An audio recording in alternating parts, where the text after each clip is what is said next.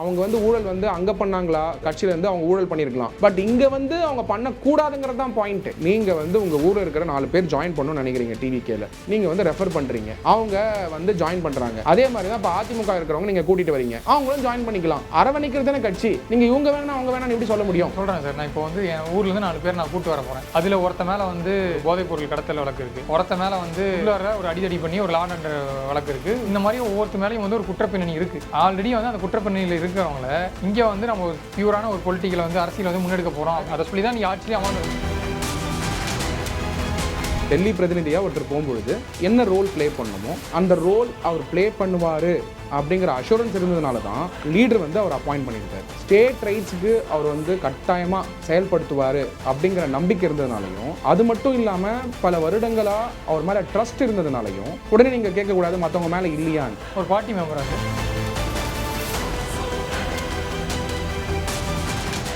பெண்களுக்கு ஏற்படும் கர்ப்பப்பை பிரச்சனைகள், ஆண்களுக்கு ஏற்படும் விந்தணு குறைபாடுகளை சரி செய்து இயற்கையான முறையில் கருத்தரிக்க ethnic health care natural fertility centre. பேசாம ரவுடி ஆயிட்டுமால.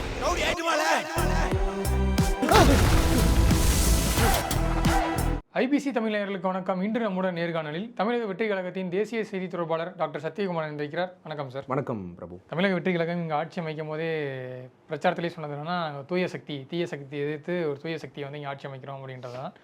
ஆனால் அதன் பிறகு நடந்த விஷயங்கள்லாம் பார்த்தீங்கன்னா, அதிமுகவிலிருந்து ஒரு அணி வந்து சட்டசபையில் பெரும்பான்மையினரை போது ஆதரவாக வாக்கு செலுத்தினாங்க.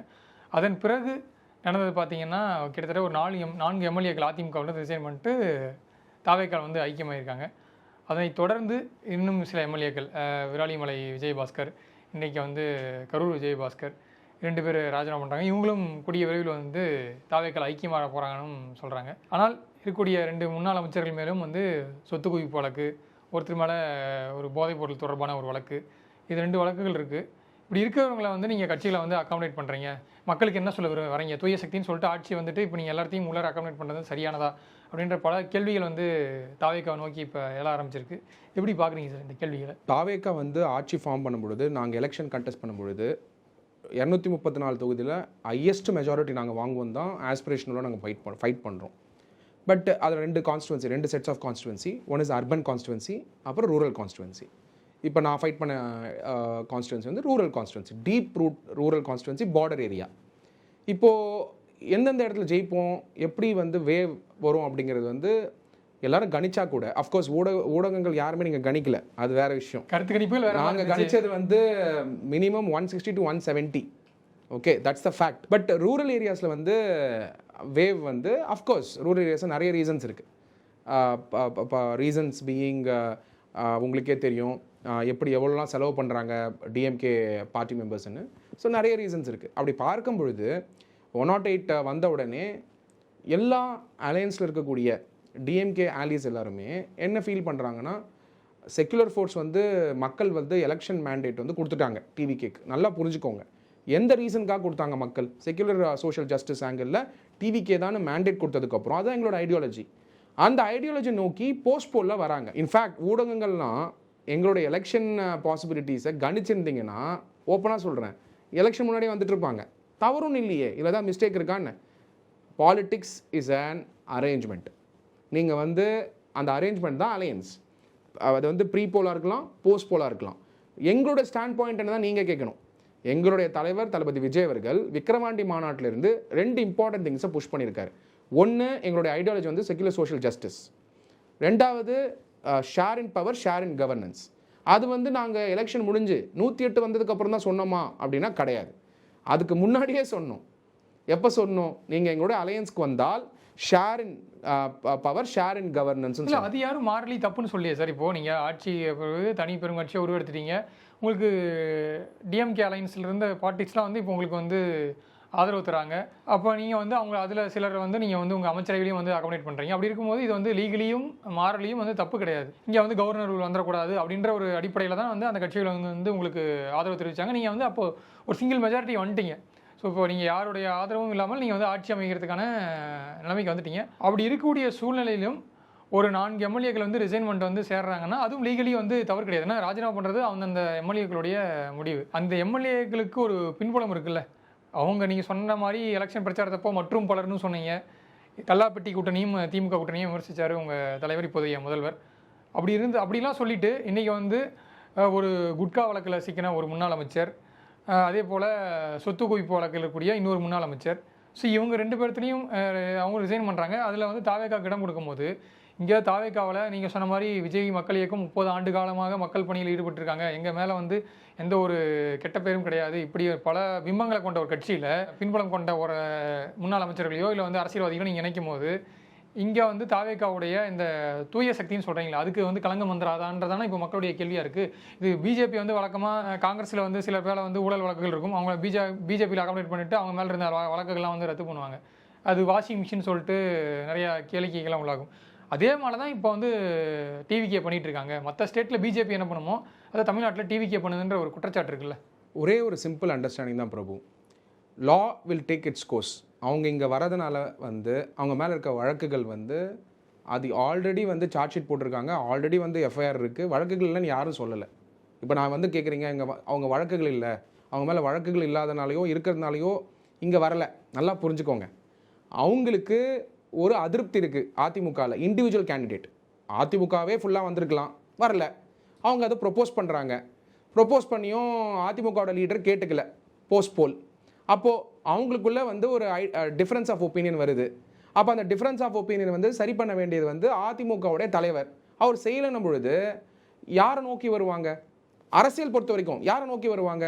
யார் வந்து நோக்கி வந்தாலும் அரவணைச்சிக்க வேண்டிய அரவணைக்கிற ப்ராசஸ் தான் அரசியல். நீங்க வேணாம் போ, நீங்க வந்து நீங்க அப்படி சொல்ல முடியாது. சார் இல்ல சார், நீங்க கரெக்ட் தான், அரவணைச்சிக்கிறது எல்லாம் ஓகே தான். அது யாரும் வந்து நீங்க வந்து இப்படி பண்ணக்கூடாதுன்னு யாரும் நிர்பந்திக்க முடியாது. அது அந்தந்த கட்சியோடைய தனிப்பட்ட முடிவு. ஆனால் இங்கே தூய சக்தின்னு ஒரு பிரச்சாரத்தை முன்னெடுத்துட்டோம்.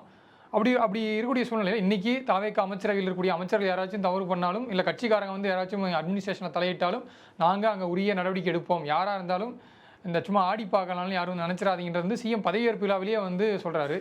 இவ்வளோ வந்து நம்ம ஒரு என்ன சொல்கிறது, கட்சியை கட்டமைச்சிட்டு இப்போ நீங்கள் அவங்கள அக்காமடேட் பண்ணால் இங்கே இருக்காங்களே தாவேக்காவில் பயணிக்கிறாங்களே, ஆரம்ப கட்டத்திலேருந்து மக்கள் இயக்கத்தில் பயணித்து இன்றைக்கி பதவிக்கிறாங்களே, அவங்க மனதில் என்ன விதமான ஒரு தாக்கத்தை ஏற்படுத்தும்? இதை பார்த்துருக்கக்கூடிய மக்கள் ஓகே திமுக அதிமுக மாதிரியே இப்போ கடந்த காலம் நம்ம சொல்லியிருக்கோம் இல்லையா, செந்தில் பாலாஜி மேலே வந்து ஊழல் வழக்கு இருந்துச்சு, அதிமுகவில் இருந்தார், அதுலேருந்து அமைச்சர் பதவியும் தூக்கி அடிக்கப்பட்டார். அவர் யார் மேலே புகார் கொடுத்தாங்களோ அவங்களே வந்து நீங்கள் திமுக வந்து தூக்கி வச்சு கொண்டாடுது அவரை அப்படின்ற விமர்சனம் கடந்த காலம் நாமளும் வச்சுருக்கோம். இப்போ நீங்கள் சொல்கிறத பார்த்தா ஒருவேளை ஃபியூச்சரில் செந்தில் பாலாஜி திமுகவிலேருந்து எனக்கு அதிருப்தி அப்படின்னு விலகி தாவேக்காவில் சேர்ந்தாலும் அப்போ வந்து செந்தில் பாலாஜியும் நாங்கள் வந்து அக்காமடேட் பண்ணுவோம், நாங்கள் அரவணைக்கிறது எங்கள் கடமை அப்படின்றத சொல்கிற மாதிரி இருக்கு. நீங்கள் வந்து கேட்குறது வந்து ஒரு இண்டிவிஜுவல் கேஸாக பார்க்குறீங்க. As a party in power, as a party which was in opposition earlier டிஎம்கேக்கு முன்னாடி, அரசியல் பொறுத்த வரைக்கும் யார் வந்தாலும் அரவணைக்கக்கூடிய ஒரு மனப்பான்மை வேணும். பாயிண்ட் நம்பர் 2, இப்போது நாங்கள் கூப்பிட்டு அவங்க வரல, அவங்களா செக்யுலர் ஃபோர்ஸாக நாங்கள் எமர்ஜ் ஆனதுனாலையும் அவங்களுடைய பொலிட்டிக்கல் ஃப்யூச்சர் வந்து எப்படி இருக்கணுங்கிற விஷன் பண்ணுறதுனாலையும் இன்றைக்கி தாவேக்காவை நோக்கி அவங்க மட்டும் வரல, கிளை செயலாளர்கள், கவுன்சிலர் ஆஸ்பிரேஷன்ஸ் இருக்கிறவங்க எல்லாரும் வராங்க. அந்த இடத்துல நாங்கள் கொடுக்குற அஷூரன்ஸ் என்ன, டிவிக்கே கொடுக்குற அஷூரன்ஸ் என்ன?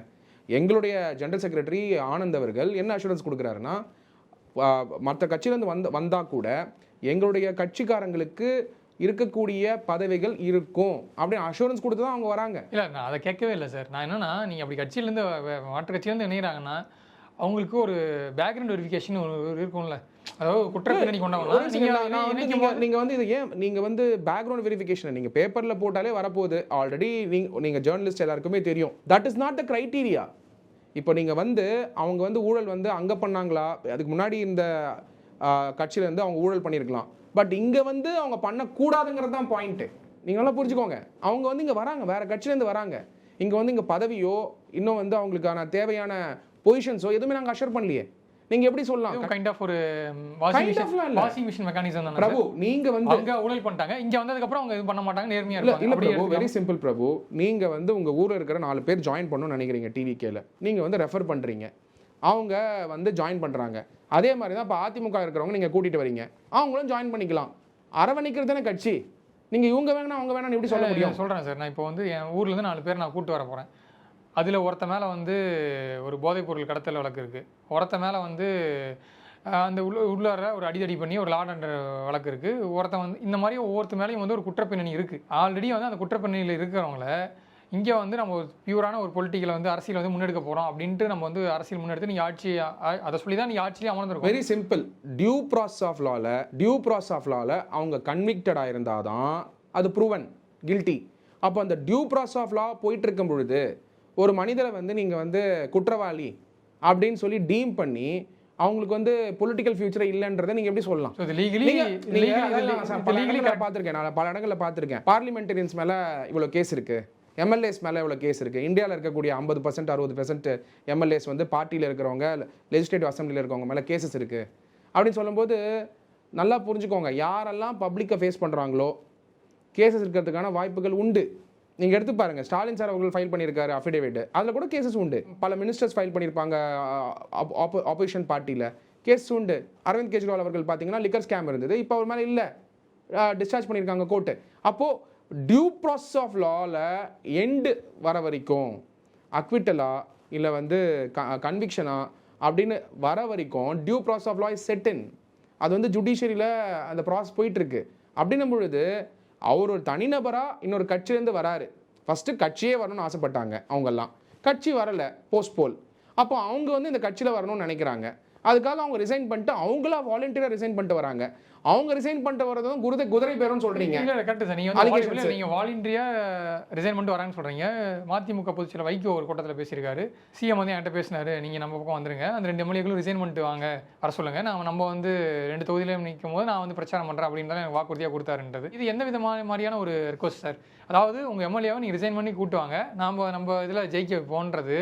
நீங்க யாரை வந்து இங்க வந்து அந்த நம்பி வாக்களிச்சாங்களே மக்கள், இப்போது விராலிமலை ஆகட்டும், கரூர் ஆகட்டும், பெருந்துறை ஆகட்டும், மதுராந்தகம் ஆகட்டும், உங்களுக்கு நம்பி வாக்களிச்சிருக்காங்க. இப்போ அந்தந்த தொகுதியில் பொறுத்த வரைக்கும் அங்கே எங்களுக்கு டிவிக்கே வேணாம், எங்களுக்கு அதிமுக வேணும், ரெட்டலை சின்னத்துக்கு மக்கள் ஒரு மேண்டேட் கொடுத்துருக்காங்க. அதே போல தான் இப்போ டிவிகேக்கும் 108 சீட்டில் பெரும்பான்மையாக யார் கொடுத்துருக்காங்கன்னா டிவிகே கொடுத்துருக்காங்க. ஸோ டிவிகே தான் ஆட்சி அமைக்கணும். இங்கே டிஎம்கேவும் அதிமுகவும் இணைஞ்சி ஆட்சி அமைக்கிறது தப்பு. இங்கே தனிப்பெரும்பான்மை கட்சியை உருவாக்கியிருக்க டிவிகே தான் ஆட்சி அமைக்கணும், அதுதான் மேண்டேட் அப்படின்னு நம்ம இங்கே சொல்கிறோம். ஆனால் அதுவே நம்ம இந்த தொகுதிகளை எடுத்து பார்த்தா இங்கே எம்எல்ஏக்கள் ரிசைன் பண்ணப்படுறாங்க, இப்போ வந்து தாவேக்காவுக்கு வராங்க. இதனால் நீங்கள் சொன்ன மாதிரி லீகலி இதை வந்து நம்ம தப்புன்னு சொல்ல முடியாது, அது அவங்களுடைய தனிப்பட்ட விருப்பம். ஆனால் இங்கே நம்ம எதை முன்னெடுக்கிறோம்? வைகோவே ஒரு ஓப்பனாக ஒரு ஸ்டேட்மெண்ட் கொடுக்குறாரு. ஆனால் நீங்கள் இன்னும் குதிரை பேரம் இங்கே நடக்கலை அப்படின்றத வந்து குதிரை பேரமும் வந்து அதுக்கான ஆதாரங்களோட நம்ம பேசலை. இதெல்லாமே வந்து எதிர்கட்சிகள் வைக்கக்கூடிய குற்றச்சாட்டு, இங்கே இருக்கக்கூடிய அரசியல் விமர்சகர்களால் முன்மொழிகிறது தான். கரெக்ட் பிரபு. நீங்கள் சொல்கிறது வந்து இப்போ வைகோ அவர்கள் வந்து சொல்லக்கூடிய ஸ்டேட்மெண்ட்லேருந்து நீங்கள் டீகோட் பண்ணி பார்க்கணும். Very important. இதை திருச்சி தான் சொல்கிறீங்கன்னு நான் நினைக்கிறேன்.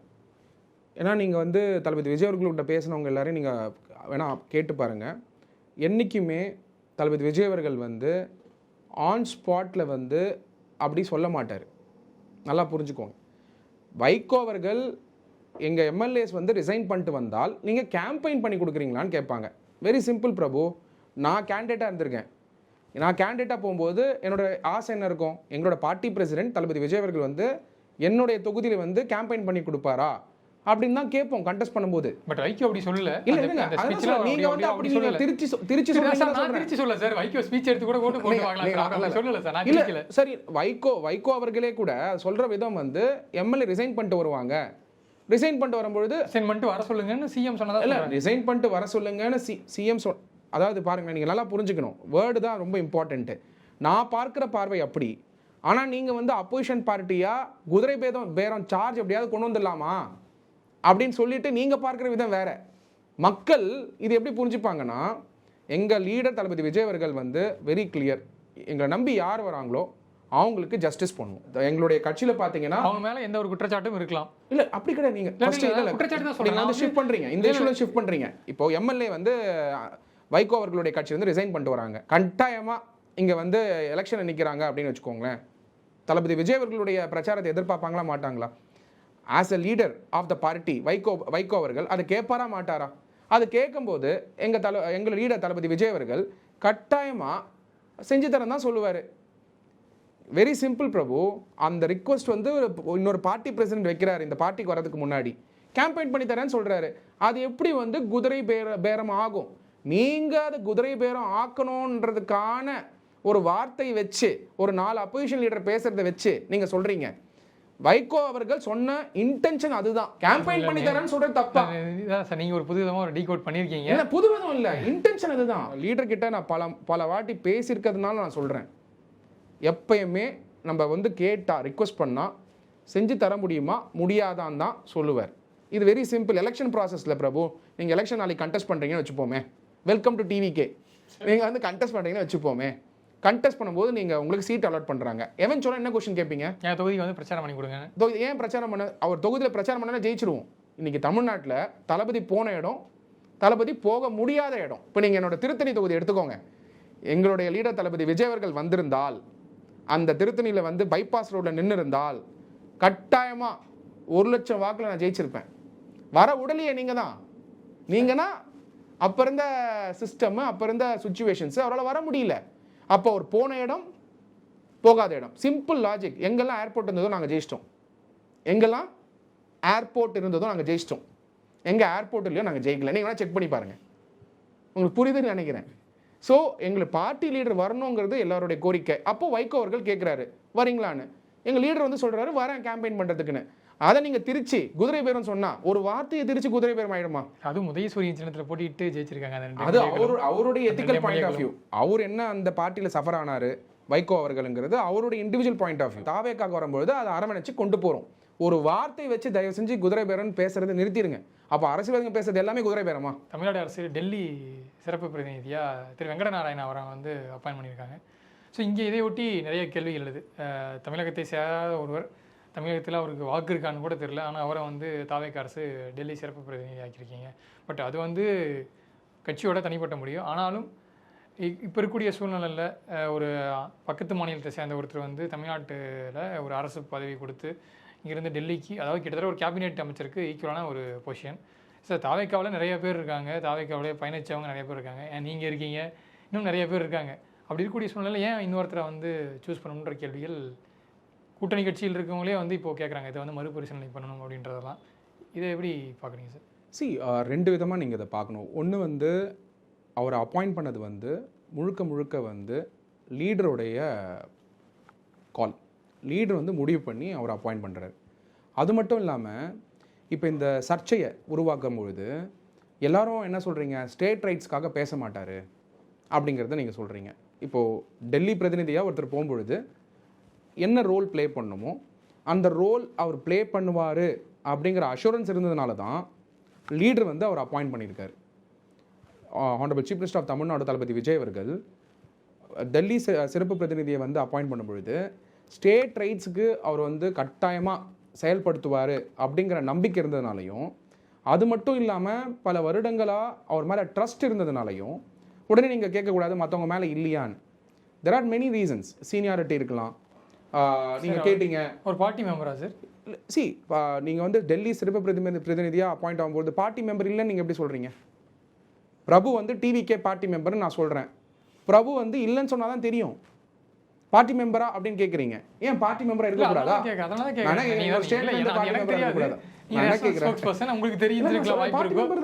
பார்ட்டி மெம்பர் இல்லாமல் எப்படி நீங்கள் வந்து ஸ்பெஷல் ரெப்ரசன்டேட்டிவ் அப்பாயிண்ட் பண்ணுவாங்க? அதான் கேட்டேன். Anybody can become a party member.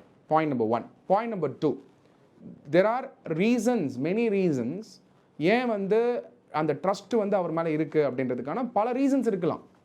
இன்றைக்கி பிரபு வந்து 15 வருஷமாக எனக்கு தெரியும். பிரபு வந்து நாளைக்கு என்னோடய ஆஃபீஸில் ஜாயின் பண்ணணும்னு நினைக்கிறாரு. ஒரு வழக்கறிஞராக படிச்சுட்டு வந்து ஜாயின் பண்ணணும்னு நினைக்கிறாரு. ஏன் வந்து நாமக்கல்காரர் எடுத்துக்கிட்டீங்க அப்படின்னு சென்னைக்காரர் என்ன கேட்டாருன்னு வச்சுக்கோங்க. லாஜிக்கல் இல்லாஜிக்கல் நான் சொல்ல வரல. What primary is trust factor. அவர் மேலே நம்பிக்கை இருக்குது, அந்த நம்பிக்கைக்கு கொடுக்கப்பட்ட பதவி அது. அப்ப நம்பிக்கை இல்லையான்னு கேட்காதீங்க. ஒரு பயங்கரமான எக்ஸ்பிளனேஷன் சார். நீங்க வந்து நாமக்கல் கார் எடுக்கிறீங்க, ஸ்டேட்ல இருந்து ஒருத்தர் எடுத்து இல்ல நான் ஸ்டேட்டை நினைக்காதீங்க. நீங்க டொமிசைல்டு ஸ்டேட் அதுவா இருக்கலாம். பட் அவர் வந்து ஸ்டேட் ரைட்ஸை வந்து ப்ரொடெக்ட் பண்ணுவார் அப்படிங்கிற நம்பிக்கை இருக்கிறதுனால தான் தளபதி விஜய் அவர்கள் அவர் அப்பாயின்ட் பண்ணாரு நான் சொல்கிறேன். நீங்கள் இல்லைன்னு சொல்லுங்கள். பை ப்ரொஃபஷனலாக வந்து என்ன ஒரு அட்வொகேட்டாக இருந்திருக்காரு, இல்லை வந்து வேறு விதமாக இருந்தால் பரவாயில்ல. அவர் வந்து பை ப்ரொஃபஷனலாக வந்து ஒரு ரியல் எஸ்டேட் கம்பெனியில் ஃபார்மர் சிஇஓ, இப்போ வந்து ஒரு ப்ரொடக்ஷன் கம்பெனியில் இருக்கார். ஸோ இதெல்லாம் வந்து ஒரு அடிப்படை தகுதிகளை எடுத்துக்கலாமா? சரி, திராவிட முன்னேற்ற கழகத்திலேருந்து பல பேர் இன்னைக்கு மினிஸ்டர் இருக்காங்க. அவங்களுக்குலாம் என்ன தகுதி இருந்தது? பொலிட்டிஷியன் என்னென்ன வேலை பண்ணிட்டு இருந்தாங்க சொல்லுங்க. இல்லை அவங்க இல்லை அதான் சார் சொல்கிறேன். அவங்களாம் தகுதி இல்லைன்னு சொல்கிறதே இப்போ தாவேக்காவுக்கு ஆட்சி. நீங்கள் தகுதிங்கிறத சொல்கிறதே தவறு. ஒரு மனிதனுக்கு வந்து ட்ரஸ்டபுளான்னு பாருங்கள், அவ்வளோதான். தகுதி அப்படிங்கிறது வந்து நீங்கள் எப்படி அதை கிளாஸிஃபை பண்ண முடியும்? அப்படி கேட்டாலே சோஷியல் ஜஸ்டிஸ்லேருந்து தான் அர்த்தம். இப்போ யாருக்கு தகுதி இருக்குது, யார் தகுதி இப்படி கேளுங்க. ஏன் அவர் அப்பாயின்ட் பண்ணப்பட்டிருப்பாரு அப்படின்னு கேட்டிங்கன்னா அதான் பதில் சொன்னேன் நான். அவர் மேலே நம்பிக்கை இருக்கலாம். ஸ்டேட் ரைட்ஸ் வந்து அவர் வந்து கட்டாயமாக தமிழ்நாடு ஸ்டேட் ரைட்ஸ்க்காக அவர் பேசுவாருன்ற நம்பிக்கை இருந்ததுனால தான் ஆனரபிள் சீஃப் மினிஸ்டர் தளபதி விஜய் அவர்கள் அவர் அப்பாயின்ட் பண்ணியிருக்காருன்றது என்னோட பெர்ஸ்பெக்டிவ். நீங்கள் என்ன தகுதி இருக்குன்னு கேட்குறதே வந்து சமூக நீதி கிடையாது. நீங்கள் இங்கே கூடிய அமைச்சர்களோ இல்லை வந்து எம்எல்ஏக்களையோ நோக்கி நம்ம அந்த கேள்வி எழுப்ப முடியாது. அதனால் அவங்க வந்து நேரடியாக மக்களால் தேர்ந்தெடுக்கப்பட்டவர்கள். இங்கே ஒரு டேரெக்டாக ஒரு அப்பாயின்மெண்ட் இருக்குல்ல. ஸோ அப்போது இதை நோக்கி ஒரு கேள்வி எல்லாம் இல்லையா, எதன் அடிப்படையில் எந்த தகுதி வெரி சிம்பிள். அடிப்படையில் எல்லா அப்பாயின்மெண்ட்டுமே மக்களால் தேர்ந்தெடுக்கப்பட்ட பிரதிநிதி சீஃப் மினிஸ்டர் எடுக்கக்கூடிய call. There's no second question on it. அவர் எடுத்திருக்காரு, அவர் அப்பாயிண்ட் பண்ணியிருக்காரு. டெல்லியில் போயிட்டு அவர் செயல்படுவார் அப்படின்னு நம்பிக்கை இருக்குது. அவர் செயல்படுவாரா மாட்டாரா 1 year அப்பாயின்மெண்ட் தான் அது. நீங்கள் எடுத்து பார்த்தீங்கன்னா அப்பாயின்மெண்ட் ஃபுல்லாக படிங்க. It's 1 year appointment. சீனியாரிட்டி பேசிஸில் கொடுத்துருக்காரு. ஸோ அப்படி நீங்கள் பார்க்கும்பொழுது அதனால் இப்போ நீங்கள் ஃபார் எக்ஸாம்பிள் வந்து பிரவீன் சக்கரவர்த்தி அவர்களை ராஜ்யசபா எம்பியாக அப்பாயிண்ட் பண்ணாங்க. அது ஏன் அப்பாயிண்ட் பண்ணாங்கன்னு நீங்கள் கேட்டிங்கன்னா வெரி சிம்பிள். 108 சீட்ஸ் இருக்கும் பொழுது அலையன்ஸ் வந்து வராங்க காங்கிரஸ், அப்போயே அதை அக்ரி பண்ணியிருக்கலாம். ஸோ அதனால் அவங்களுக்கு சீட் கொடுத்துருக்காங்க. ஸோ நீங்கள் வந்து எல்லா விஷயத்துலையுமே எங்களுடைய பார்ட்டியுடைய டைனமிக்ஸ், நாங்கள் எடுக்கக்கூடிய கால். பை த வை இன்னைக்கு ஸ்பெஷல் ரெப்ரசன்டேட்டிவ் ஃபார் டெல்லி இருக்கிறது மக்களுக்கு தெரிய வந்தது. இப்போ இந்த அப்பாயின்மெண்ட் நடந்த உடனே நீங்கள் வந்து இதை டெமோக்ரட்டைஸ் பண்ணுறீங்க. போன ஆட்சி காலத்தில் யார் இருந்தா அப்படிங்கிறது உங்களுக்கு எனக்கும் தெரிஞ்சிருக்கலாம். விஜயன் இருந்தார். அதுக்கு முன்னாடி ஆட்சி காலத்தில் யாருக்கு, ஏன்னா நம்மளாம் அதுலேயே பாலிடிக்ஸில் இருக்கோம், அப்பாயின்மெண்ட்ஸ் பார்க்குறோம். பட் இப்போ வந்து இந்த அப்பாயின்மெண்ட் பண்ணியிருக்கிறது ஆனரபிள் சீஃப் மினிஸ்டர் ஆர் தி லீடர்ஷிப் வந்து அவர் வந்து ஸ்டேட் ரைட்ஸுக்காகவும் ட்ரஸ்ட் ஃபேக்டர் அவர் நிறைய இருக்கிறது. அதனால் மற்றவங்க மேலே ட்ரஸ்ட் இல்லைன்னு சொல்ல வரல. Reasons are many. அந்த ரீசன்ஸை வந்து சொல்லி தான் அப்பாயிண்ட் பண்ணோன்னு. சார் இப்படி கேட்குறேன், ஒரு ஐஏஎஸ் அதிகாரி இருக்கார். ஐஏஎஸ் அதிகாரியை வந்து நீங்கள் மற்ற மாநிலத்துலேருந்து வராங்க, ஏன் மற்ற மாநிலத்தில் வர ஐஏஎஸ் அதிகாரி வந்து தமிழ்நாட்டில் போடுறீங்க? அட்மினிஸ்ட்ரேட்டிவ் ரூல் இருக்குல்ல. சார் அதில் வந்து டெபுடேஷனு, ஸ்பெஷல் அப்பாயின்மெண்ட்ஸு, ஒரு ஐஏஎஸ் அவங்க ஸ்டேட் கேடர், அதே தான் சொல்கிறேன். இதை பேஸ் பண்ணி தான் சார் இங்கே டெபுடேஷன் அனுப்புறது. இந்த மாதிரி 1008 விஷயம். நீங்கள் நான் சொல்லுங்கள், நான் வந்து ஐஏஎஸ் நோக்கி அந்த கேள்வி எழுப்பீங்களான்னு நான் கேட்குறேன். எல்லாரும் நோக்கி ரைஸ் பண்ணுவேன். காரணம் ஒன்றே ஒன்று தான். நீங்கள் ரைஸ் பண்ணுற பாயிண்ட் என்ன, இன்னொரு ஸ்டேட்டுக்காரரை ரைஸ் பண்ணுறீங்க.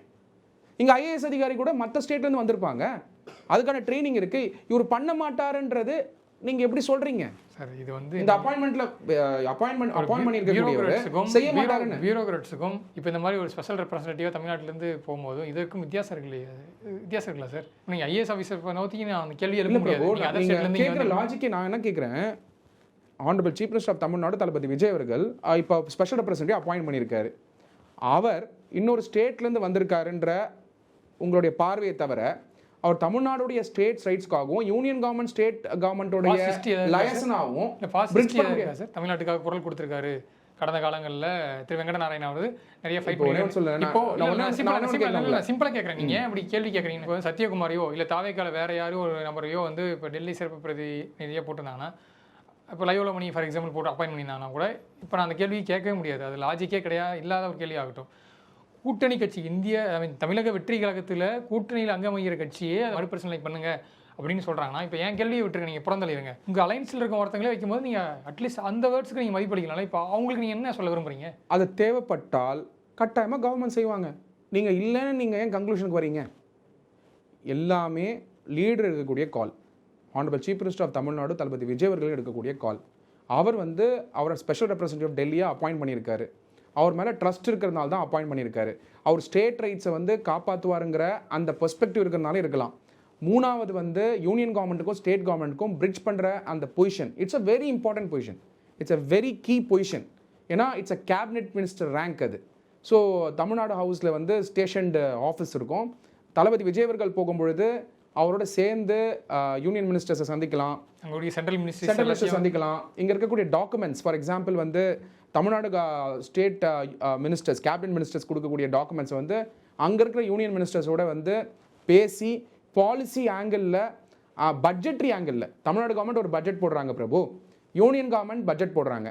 அந்த பட்ஜெட்டில் ஒதுக்கீடு பண்ணக்கூடிய தமிழ்நாடு அரசாங்கத்துடைய அந்த ஒதுக்கீடுகள் தமிழ்நாடு அரசாங்கத்துக்கு எடுத்துகிட்டு வரக்கூடிய ஒரு role. Definitely it's important role. அவ்வளோ இம்பார்ட்டன்ட் ரோல் இருக்கும் பொழுது தளபதி விஜய் அவர்கள் வந்து கட்டாயமாக யோசிச்சு தான் அப்பாயிண்ட் பண்ணியிருப்பார். நீங்கள் ரெண்டாவது பாயிண்ட்டுக்கு வாங்க. இப்போ வந்து மற்ற கட்சி தலைவர்கள் வந்து இதை பற்றி வந்து ஒரு கேள்வி எழுப்பும் பொழுது அதையும் பரிசீலனை பண்ணி செயல்படுத்தக்கூடிய பவர் அவருக்கு உண்டு. அதனால் வந்து நீங்கள் எல்லாமே பேஷண்ட்டாக வெயிட் பண்ணுங்கள்.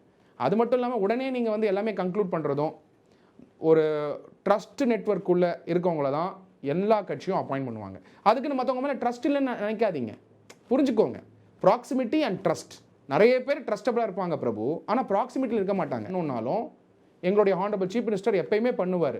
ஸோ இதுக்கு முன்னாடி அப்பாயின்மெண்ட் பண்ணார், அதை மறுசீலனை பண்ணார், ஒரு ஒன் ஆஃப் த அப்பாயின்மெண்ட்ஸ் பண்ணார், அதை ரீகன்சிடர் பண்ணார். So is working very democratically. Leader பொறுத்த வரைக்கும் ரொம்ப டெமோக்ராட்டிக்காக ஒர்க் பண்ணுறாரு. இப்போ இந்த இன்டர்வியூவில் கொஸ்டின் கேட்டீங்க, நான் வந்து பதில் சொல்லியிருக்கேன். இந்த பதில் வந்து எனக்கு கிடைச்ச லிமிட்டட் நாலேஜ், இந்த லிமிட்டட் நாலேஜில் இந்த பதில் சொல்லியிருக்கேன். ஃபார் எக்ஸாம்பிள், இந்த வீடியோ பார்த்து மறுபரிசீலனை பண்ணுறாரு, ரீகன்சிடர் பண்ணுவார்னா பண்ணுவார், அவரோட டெசிஷன் தான் அது. TVK is a party run by the decision of the leader. இது லீடரோட பார்ட்டி. அவர் யாரெல்லாம் ட்ரஸ்டபுளாக இருக்காங்களோ, யாரெல்லாம் வந்து காம்பிடன்சி இருக்குன்னு நினைக்கிறாரோ, யாரெல்லாம் கேப்பபிலிட்டி இருக்குன்னு நினைக்கிறாரோ, அது யாராக இருந்தாலும் அவங்களுக்கு வாய்ப்பு கிடைக்கும்.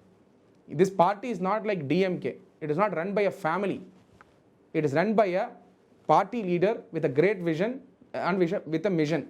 அந்த ட்ரஸ்ட் அண்ட் ப்ராக்சிமிட்டியில் யார் இருக்காங்களோ அவங்களுக்கு கட்டாயமாக வாய்ப்பு கிடைக்கும். கண்டிப்பாக பொறுத்து வந்து பார்க்கலாம் அவருடைய செயல்பாடுகள் எப்படி இருக்க போகுதுன்ட்டு. நேரம் ஒதுக்கியது குறித்து நிறைய தகவலை பார்த்துட்டீங்க. நேரத்துக்கு நன்றி. நன்றி பிரபு. பெண்களுக்கு ஏற்படும் கர்ப்பப்பை பிரச்சனைகள், ஆண்களுக்கு ஏற்படும் விந்தணு குறைபாடுகளை சரி செய்து இயற்கையான முறையில் கருத்தரிக்க ethnic health care natural fertility centre. பேசாம ரவுடி ஆயிட்டுமா